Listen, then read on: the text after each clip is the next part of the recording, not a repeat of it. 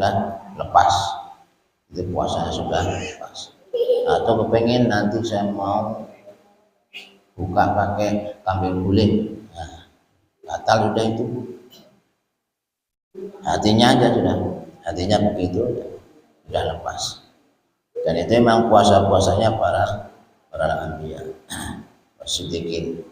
Itu puasanya orang-orang yang super khusus yang tidak akan mungkin tingkatan-tingkatan seperti kita ini nyampe ke sana.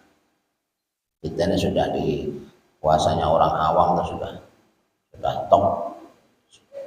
stop markotok lulus, sementing wis masuk surga walaupun emper sudah apa-apa ya.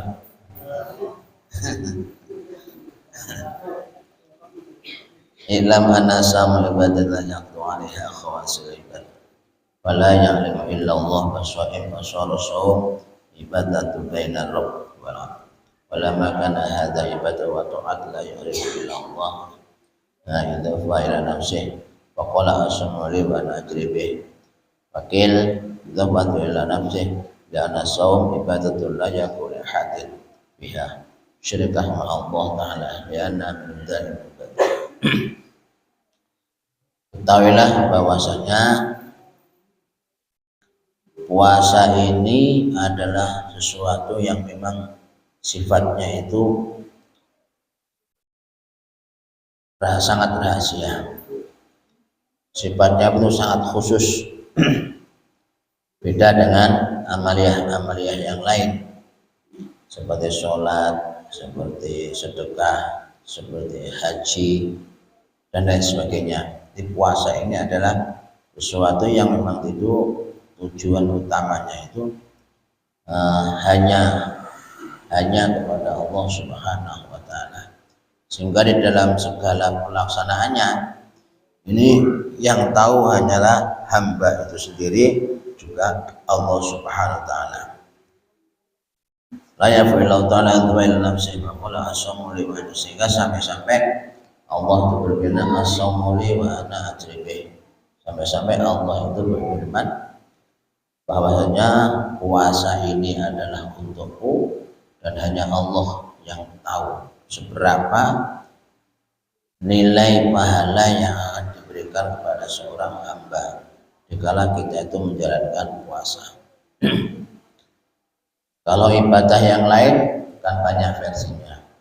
Seperti kalau seorang menyembah, bisa jadi orang kafir menyembah berhala, atau yang lainnya bisa jadi seorang sholat tujuannya kepada riya dan lain sebagainya, atau yang lainnya. Tapi kalau puasa tidak bisa. Kalau puasa memang khusus yang nilainya hanya kepada Allah Subhanahu wa taala, sehingga nilainya tertinggi. Allah pun langsung berfirman puasa ini adalah untukku dan hanya Allah yang tahu berapa nilai yang akan diberikan orang-orang yang puasa. Karena sambatan la yaqulu hadin bima syarqatul maqtal li anna al-ibad min badil shaib wa yasudul wa yusalli syamsi wal qamar. Ada kalanya orang sujud, orang sholat sujud karena matahari, rembulan, berhala. Walaysa min al-ibadah ahadun yasumu lidhammi syamsi wal qamar anna bal yasumu ta'ala khalisan walamma kana hadza ibadatun la yata'addu biha li ghairi ta'ala wa ibadatul khalis. Itu nafsnya. Wa qala asamu li rabbi. Ada beberapa pendapat tentang asamu li ajribi. Ulama berkata ini akuna lahu nasamu ala karam rabbiyah la ala istiqaqil ubudiyah. Bahwasanya puasa ini adalah sesuatu yang urusannya khusus hanya kepada Allah, bukan sesuatu yang hubungannya dengan niat-niat kepada sesama makhluk, sesama hamba. Ini yang puasa, mengapa Allah itu beliau berfirman as-sawmu li wa ajribi. Puasa adalah sesuatu yang sangat khusus, hanya Allah yang tahu nilainya. Karena pendapat ulama puasa itu adalah hubungannya hanya khusus antara perlu perlu kejujuran, perlu di dalam diri harus amanah, harus jujur, amanah dan lain sebagainya. Barulah puasa itu bisa, ya sebagaimana contohnya kalau siang hari tidak ada siapa-siapa, kalau karena iman dan waktu saban, walaupun posisinya kayak apapun, tidak akan mungkin dia itu akan melakukan sesuatu yang membatalkan puasa dalam posisi apapun. Ini bila mana dilakukan dengan imanan waktu saban. Jadi susah untuk dilihat kepada sesama hamba puasa. Beda kayak sholat kelihatan, kayak orang haji puasa kelihatan, kalau orang sedekah juga banyak kelihatan. Kalau puasa tidak tahu, tidak ada yang tahu. Wa qala Abu Hasan, menurut Abu Hasan, mana kalau ana haji bi ta'ah wa huwa jannah wa sumu jazaa bil qaim dzikr la yanzuru ilaihi bi kalimah. Menurut Abu Hasan, di antara keistimewaan orang yang puasa, sampai-sampai Allah berfirman, puasanya adalah untukku dan hanya aku yang akan memberikan pahalanya. Dikarenakan sawabnya, pahalanya. Kalau ibadah-ibadah yang lain seperti sholat, sedekah dan lain sebagainya, sawabnya atau pahalanya adalah surga. Pahalanya adalah surga. Tapi kalau puasa beda. Kata beliau, puasa ini diantara kenikmatan terbesarnya. Kenikmatan terbesarnya itu nanti akan dilihat oleh Allah dengan penglihatan yang kasih sayang. Di samping itu, nanti si hamba ini juga bisa bertemu secara langsung kepada Allah Subhanahu wa Ta'ala. Di samping bertemu juga bisa langsung bicara, langsung ngomong-ngomong, bisa langsung berbicara kepada Allah Subhanahu wa Ta'ala bila Rasulul wala tarjamah, dengan tanpa perantara. Makanya nikmat terbesar bagi orang puasa, satu, di saat dunia kenikmatannya adalah di saat berbuka. Di saat berbuka, namanya orang puasa itu kalau sudah yang paling bahagia kan menunggu maghribnya dengan sabar, makanan sudah siap, nunggu sampai adzan. Begitu adzan, wah luar biasa, berul rasanya hati, ya kan, senang luar biasa. Itu kenikmatan di dunia di saat berbuka. Kenikmatan di akhirat nanti keistimewaannya, maka akan bertemu langsung dengan Allah Subhanahu wa Ta'ala, dengan tanpa perantara dan tanpa terjemah. Jadi langsung nikmatnya. Dua nikmat terbesar seorang itu yang menjalankan puasa yang tidak bisa diganti oleh apapun. Ini hebatnya. Dunianya di saat berbuka dan di akhiratnya adalah ada nanti akan bertemu kepada Allah dengan secara langsung. Di istilah bahasa kita dengan mata kepala, istilah bahasa kita. Ini nikmat yang tiada tara. Sementara kalau ibadah-ibadah yang lain, ini sawabnya atau pahalanya adalah surga, mendapatkan kenikmatan surga dan sebagainya. Jadi kenikmatan surga itu masih di bawahnya. Kenikmatan terbesar yang paling besar adalah dikala umat Rasulullah ini bertemu langsung dengan Allah Subhanahu wa Ta'ala, berbicara langsung dengan Allah tanpa ada perantara. Ini pendapat yang disampaikan oleh Abul Hasan.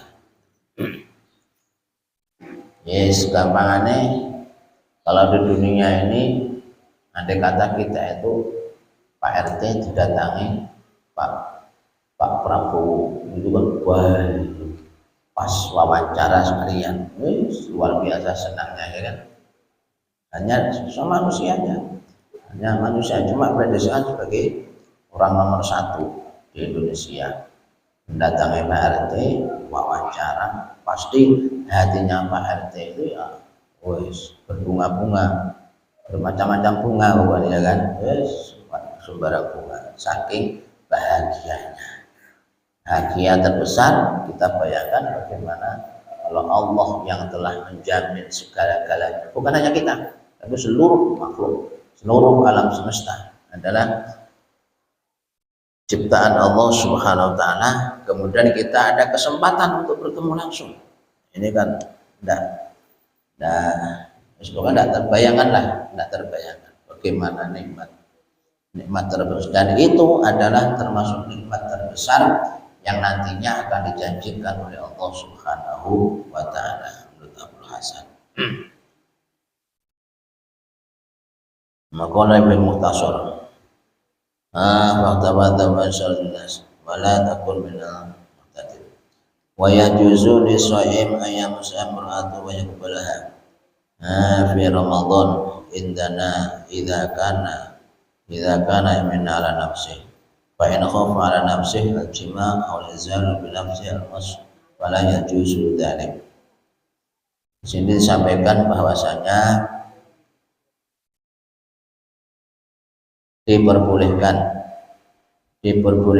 seseorang yang puasa itu memegang atau mencium istri dikala dia itu siang-siang di bulan Ramadan, bila mana tidak mengkhawatirkan untuk perjalanan berikutnya. Tapi kalau mengkhawatirkan untuk perjalanan berikutnya, lebih baik tidak usah, asal mampu menahan maksudnya. Karena Rasulullah juga pernah di saat puasa beliau juga mencium istrinya. Tapi disampaikan yang paling tamengnya terkuat itu adalah baginda Rasulullah SAW.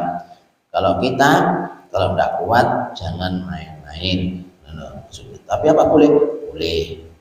Salaman boleh, cium cipika-cipiki juga boleh. Yang tidak boleh kalau sejarah selanjutnya, ini yang bahaya. Tapi kalau toh memang mampu untuk menahan, tidak apa-apa. Wala yajuzu dzalik.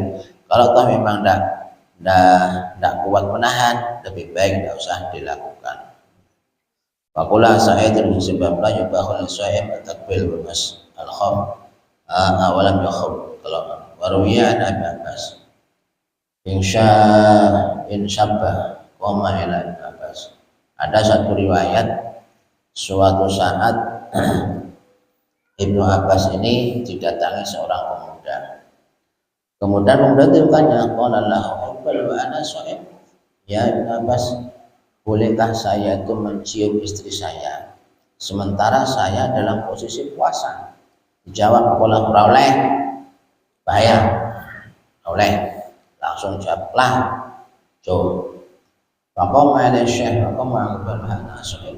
kemudian ada yang bertanya, yang kedua ini yang tanya kai, yang tadi masih pemuda, masih siat, ya kayak usia kusnul orang kan masih muda kan. Yang kedua yang tanya kai ya Syekh,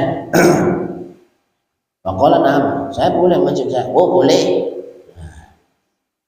Begitu pemuda tadi tanya tidak boleh, tahu-tahu ada kain-kain nanya kok boleh. Akhirnya pemuda itu penasaran, balik. Wa ata ila syekh. Faqala lahu intahallahu ma haramta alayya wa nahnu alayya ajal wahid. Pemuda itu balik, ya Syekh, tadi saya tanya bilang tidak boleh saya mencium istri saya. Itu kain-kain kok boleh? Protes lah, Kusnul protes. Yang muda seperti Kusnul protes. Kenapa begitu? Saya haram, dia halal. Sementara kita ini sama-sama seagama. Waqala li annahu syekh yamlau bihi ma anta syabun la yamliku. Kalau kai itu saya perbolehkan, dikarenakan kain itu kalau sudah tua itu sudah mampu menahan di umur 60 atau 70 tahun, itu kan nggak bayangkan kemana-mana, kata Ibnu Abbas. Sampai masih umur 35, 25 itu kan bahaya itu Bapak. Sejarah selanjutnya itu yang bahaya. Sehingga di saat si pemuda ini nanya langsung dilarang karena dikhawatirkan untuk kebablasan. Kalau yang sesek tidak dikhawatirkan, itu alasannya. Ya, karena kalau sudah tua ini mampu tuh. Nah, wa tasyabbu la tamliku, yakni adzqa ma'uratik, jadi mampu untuk menjaga terhadap kelangsungannya perjalanan berikutnya. Sehingga perbedaan hukumnya itu dikarenakan kalau sudah tua itu mampu, kalau masih muda itu membahayakan, nanti akan bisa membatalkan terhadap puasanya. Wakil al-murad bisam bahwa Allah ta'ala wasailu syaitan wa syahwat saudain nama taqwa syahwat bil aqli wa syurbi wa la istaqdu min as-syaib bahwa Allah ta'ala wa qasadu syahwat illa tani nafsu bi qalbil aqal. Karena kan ini takil yang dimaksud dengan saum adalah Allah untuk mencegah daripada musuh-musuh Allah Subhanahu wa taala, yaitu setan dengan syahwat. Karena yang menguasai nafsu dalam diri kita ini kan setan. Sehingga kalau kita mau berpikir kalau kita tuh mau berpikir di keterangan-keterangan berikutnya, Allah itu betapa kasih sayang kepada kita. Jadi untuk menanggulangi, untuk memberikan solusi bagaimana supaya kita sebagai umat Muhammad itu selamat. Itu upaya sarana yang diberikan oleh Allah itu luar biasa. Bukan hanya sekedar diperintahkan untuk puasa. Sementara puasa sendiri adalah makan dan minum adalah kesukaan daripada setan, daripada nafsu. Hal yang lain Allah pun juga membelenggu terhadap setan-setan yang ada. Artinya cara untuk membersihkan Allah supaya kita bersih dari dosa, supaya kita itu hatinya supaya bersih, rohaniahnya supaya bersih, ada kelayakan untuk mendapatkan kemuliaan dari Allah, ada kelayakan untuk menempati surganya Allah Subhanahu wa taala, ada kelayakan yang nantinya bertemu kepada Allah. Jadi model solusinya itu luar biasa. Bukan hanya kita diperintahkan untuk puasa supaya nafsu yang ada dalam diri itu bisa hilang, tapi provokatornya, jadi yang selalu menjadi provokator, yang selalu menggoda, si setan itu pun juga sudah dibelenggu oleh Allah Subhanahu wa taala. Kok andai kata nih tetap puasa, kemudian setannya tetap keliaran, jadi belum tentu kita ini, ya kan? Belum tentu mampu.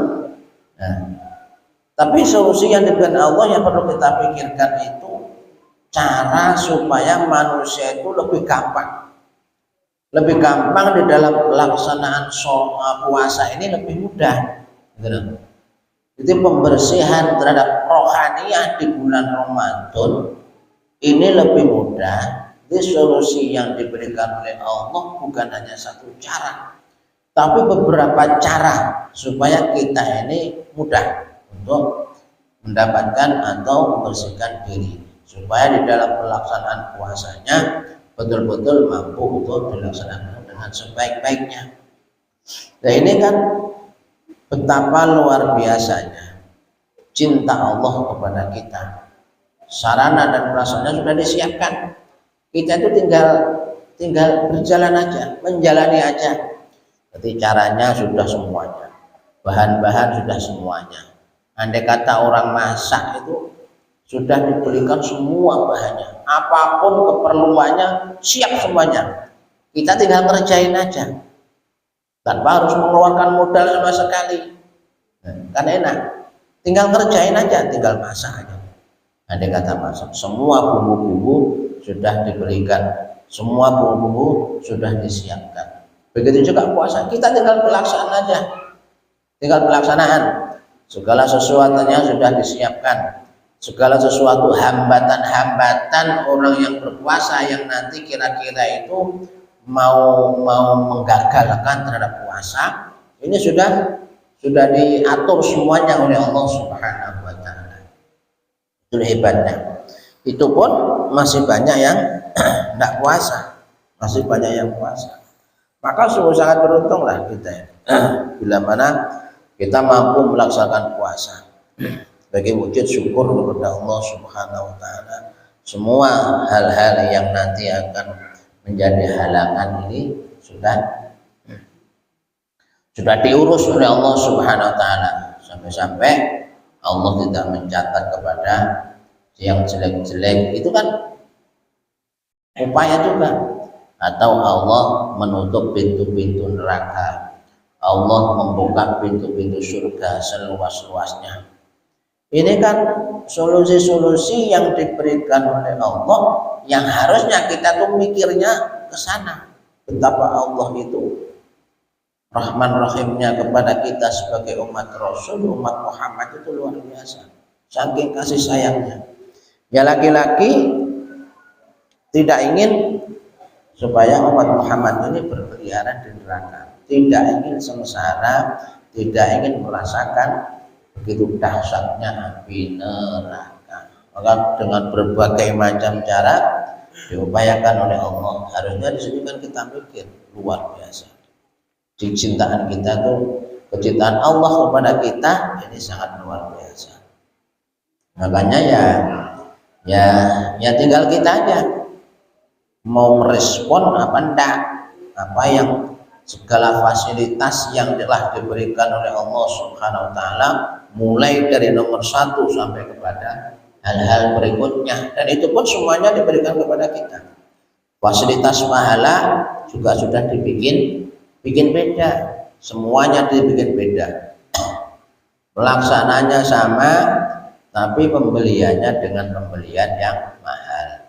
Sholatnya sama sebagaimana sholat di luar Ramadan, tapi kan nilainya beda antara apa yang kita lakukan di luar Ramadan dengan apa yang kita lakukan di dalam Ramadan. Jauh, lipatannya itu sudah terlalu jauh, tidak terbayangkan.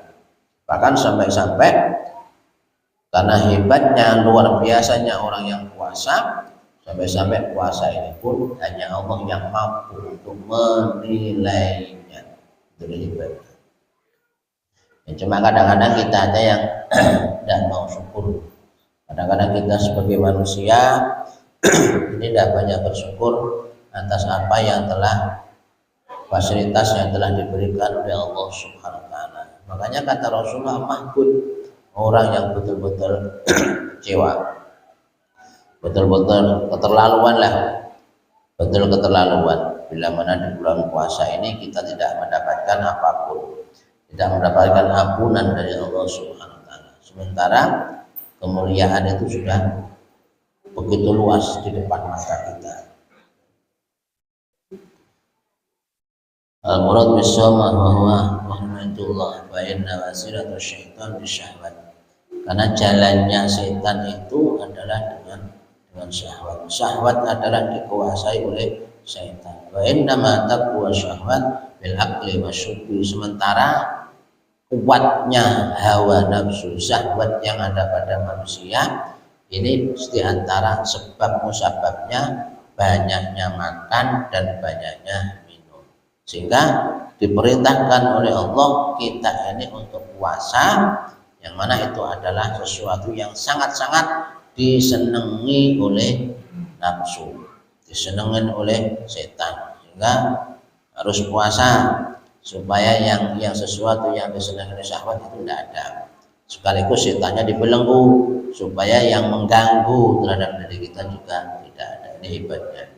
Kalau istafatu bin asyam bahwa Allah Ta'ala wa qasadu syahwat illa bintiranitin nafsu billatil akal, maka tidak akan mampu untuk mencegah daripada syahwat tersebut kecuali dengan kita ini banyak menyedikitkan, ya, menyedikitkan makan, juga menyedikitkan minuman. Di antaranya kalau puasa kan, makanya kalau kemarin itu sesuatu yang halal, sesuatu yang baik, wadah-wadah yang baik, itu yang dibenci oleh Allah kan karena perut kita kebanyakan barang-barang yang halal. Kebanyakan barang halal itu aja sesuatu yang sangat dibenci oleh Allah Subhanahu wa taala. Apalagi barang yang haram. Nah, makanya sistem takjil, makanan supaya nggak balas dendam. Ini kan di situ nilainya. Karena walaupun setannya itu tidak ada, nafsu kan masih tetap berkeliaran. Jadi antaranya balas dendam, nanti saya harus makan segini, makan segini, makan segini. Ini kan termasuk nafsu, tetap ada nafsunya ada, nafsunya tetap ada. Jadi kerak-kerak nafsu itu ada. Itu berarti kan kita berbuka puasa, kita mau makan untuk buka puasa, bukan lagi karena Allah Subhanahu wa taala, tapi karena nafsu yang sangat sangat luar biasa. Ada tawar dari itu tidak.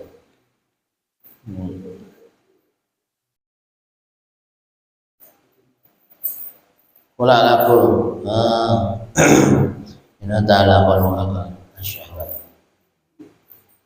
Bitatil nafsi biqillatil akal wala darumiyani al-masyru'ah as-sawm. Inna Allah ta'ala khalaqul akal wa qala hibbil akal. Ini riwayat bagaimana dulu di bab yang lain, bahwasanya di saat Allah Subhanahu wa taala ini menciptakan akal, wala akal qala akbil, tsumma qala adbir, tsumma qala man anta wa man ana, qala akal wa anta rabbi wa ana abdu at-taif.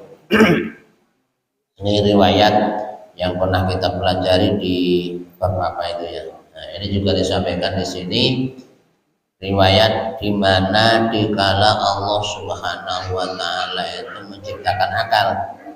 Setelah Allah menciptakan akal, ditanya oleh Allah Subhanahu wa taala, "Qala al-qalb wa anta rabbi wa ana 'abdik." Akbil, akal ke sini. Dipanggil oleh Allah, maka akal itu nurut datang kepada Allah Subhanahu wa taala. Kemudian adbir disuruh, "Dah, sana pergi." Akal juga akal ini selalu menuruti apa yang diperintahkan oleh Allah Subhanahu wa taala. Sehingga akal ini hanya menerima kebaikan-kebaikan, tidak menerima kejelekan-kejelekan. Di saat akal suruh pergi, ya pergi. Semua itu habis. Allah misalkan akal pergi sudah kamu, ya saya pergi. Cuma kalau mana teman anak, setelah itu akal ditanya oleh Allah, akal, siapa kamu dan siapa saya? Maka dijawab akal, anta rabbi wa ana abdu. Panjenengan adalah Tuhan saya dan saya adalah hamba yang dhaif. Ana abdukat dhaif. Saya adalah hamba yang dhaif. Itu pernyataan akal di saat akal itu awal mula diciptakan oleh Allah Subhanahu wa taala. Allah taala ya akal ma khalaqtu khalaqan izzati minka summa khalaqa ta'ala an-nafs. Faqala laha aqbil walam tajib lahu laha min anta. Setelah itu maka akal ini menjadi sesuatu yang sangat luar biasa. Kemudian setelah itu Allah juga menciptakan nafsu sebagai perbandingannya. Di saat nafsu ini di saat Allah ini menciptakan nafsu, dipanggil nafsu ini, la akbil walam tajib kama qala laha man anta mana. Jadi sampai begitu nafsu sudah jadi, begitu nafsu sudah dibikin, ternyata dipanggil oleh Allah. Dan ternyata nafsu ini dipanggil diam-diam saja. Istilahnya itu noleh, istilah kita tuh noleh aja kakak. Nafsu sini, diam. Nafsu sini sampai 3 kali. Walam tajib, tidak jawab. Cuma kola, wis enggak jawab, ndak gubris. Ya.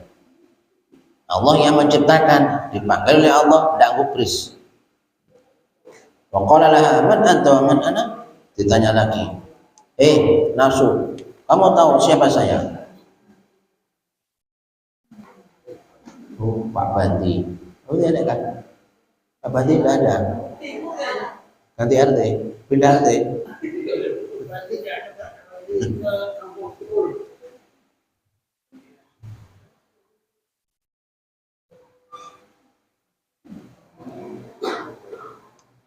Wangal mana?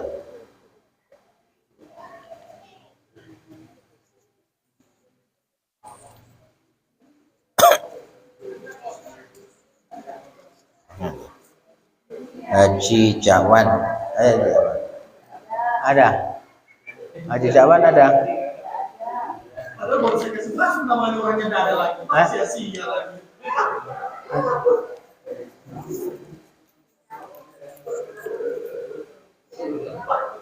Almarhum ini, almarhum.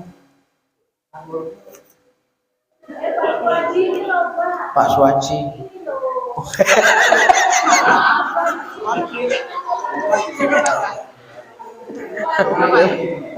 Pak anu keling aku Pak Swarji. Semuanya nggih.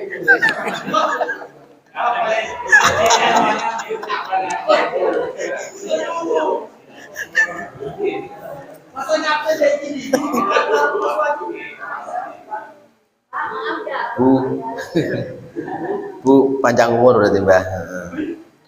Bu Rusmaini. Siapa Bu Rusmaini? Siapa? Tante Runi. Oh, Mak Runi. Runi sampai Runi. Daripada Desi dia keluar orangnya. Rusmaini. Tante Runi nggak berdiri lagi. Ya, bikin itulah di antara riwayat mengapa Allah itu betul-betul memikirkan kita supaya berpuasa dikarenakan bergelenya nafsu. Di saat Allah menciptakan nafsu, dipanggil juga tidak gubris, ya, tidak mau nggak gubris ditanya oleh Allah, nafsu siapa kau? Nafsu saya, tidak gubris. Saya, kamu, bahasanya begitu ya. Sampai 3 kali, barulah si nafsu ini mengatakan bahwasanya panjenengan adalah Rabb dan saya adalah hamba. Itulah mengapa Allah ini berusaha untuk mewajibkan kita berpuasa supaya terlepas daripada gangguan-gangguan nafsu yang itu akan menyerumuskan kepada hamba untuk memasuki nerakanya Allah Subhanahu wa taala. Di samping itu sebaliknya juga dikarenakan kasih sayangnya Allah supaya kita terselamatkan daripada api neraka dan bisa menikmati surganya Allah sekaligus layak untuk bertemu kepada Allah Subhanahu wa taala. Alhamdulillah, semoga masih ada waktu 10 hari kita akan lebih semangat lagi untuk bersama-sama ikroman wa ta'ziman di 10 akhir daripada bulan Ramadan, sehingga kita betul-betul hamba yang layak untuk menjadi dibanggakan oleh baginda Rasul, layak dibanggakan oleh seluruh makhluk yang ada di langit, dan layak untuk menghadap kepada Allah Subhanahu wa taala. Amin ya rabbal alamin. Maaf, billahi taufiq wal hidayah. Wassalamualaikum warahmatullahi wabarakatuh. Allahumma sholli ala Muhammad ya Rabbi sholli alaihi wa sallim. Allahumma sholli ala Muhammad ya Rabbi sholli alaihi wa sallim. Allahumma sholli ala Muhammad ya Rabbi sholli alaihi wa sallim. Allahumma sholli Ya Rabbi salli alaihi wa sallim Allahumma salli ala Muhammad Ya Rabbi salli alaihi wa sallim